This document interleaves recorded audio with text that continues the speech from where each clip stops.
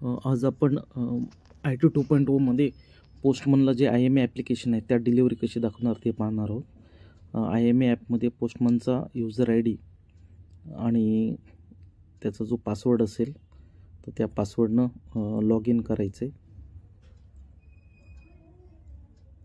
Log in झाल्यानंतर तुम्हाला पहिली जी स्क्रीन असेल ॲक्नॉलेज, तर ॲक्नॉलेजमधून जे आर्टिकल इन्व्हॉइस केलेले आहेत तुम्हाला ते दिसतील. तर प्रत्येक जी कॅटेगरी आहे आर्टिकलची तर त्याच्या नंबरला क्लिक करून तुम्हाला सर्व प्रकारचे जे आर्टिकल असतील ते ॲक्नॉलेज करायचे. त्याला सिलेक्ट करून जे ॲक्नॉलेजचं खाली बटन आहे त्यावर क्लिक करायचं आहे. मग तुम्हाला स्पीड पोस्ट, EMO जे इन्व्हॉइस केलेले असतील तर तुम्हाला सगळे टाईपचे आर्टिकल त्या नंबरवर सिलेक्ट करून ॲक्नॉलेज करायचं आहे. नंतर परत एकदा सगळं जे झिरो झालेलं आहे की नाही ते पाहायचं आहे, हे सगळ्यात महत्त्वाचं. त्यानंतर आर्टिकल डिलिव्हरीला गेल्यानंतर आर्टिकल डिलिव्हरी ऑप्शनला क्लिक करायचे. त्यामध्ये जे आर्टिकल असतील त्यामध्ये आपण स्कॅनिंग करू शकतो किंवा आर्टिकल सिलेक्टही करू शकतो. आर्टिकल सिलेक्ट करून त्याचा जो शेअर असेल तर आर्टिकल डिलिव्हर असेल तर ऑप्शनमधून डिलिव्हर टाईप सिलेक्ट करायचे.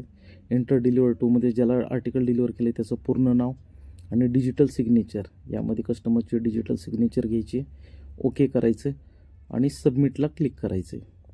इथं काळजी घ्यायची की दुसरीकडे क्लिक झालं तर स्क्रीन एक्झिट होते.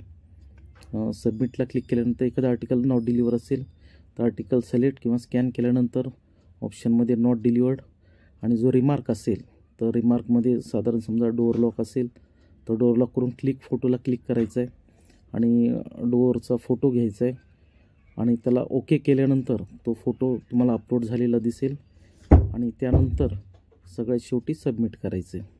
अशा प्रकारे जे सर्व आर्टिकल असतील त्याला डिलिव्हर नॉट डिलिव्हर दाखवता येईल. एकदा बघायचं. काही आर्टिकल नसतील, EMO असतील तर EMO पेमेंटला जायचे.